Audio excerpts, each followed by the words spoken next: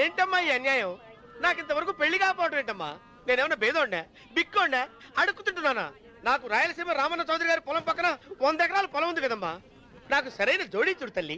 అమ్మా తల్లి, పోతురాజుపాలెంలో నాకు పెద్ద మేడ ఉంది, డిబ్బి సవర్ల బంగారం ఉంది. అయినా కూడా నా భాష బాగోదని ఎవరు నన్ను మనవాటానికి రావడం లేదమ్మా. మొట్టమొదటిసారి నీ గుడికి వచ్చా. నాకు పెనివిట్టి దొరికేటట్టు చెయ్యి. అలాగ చేస్తే నీ డిప్పిలో 30 రూపాయలు వేస్తా.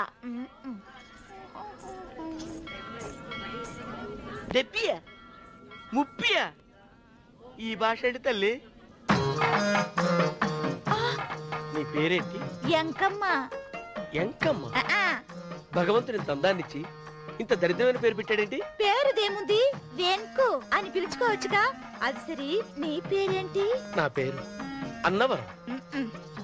ఏంటి నచ్చలేదా? వాంతొస్తున్నట్టుందా? ఇష్టం లేకపోతే అను అని పిలవచ్చు కదా.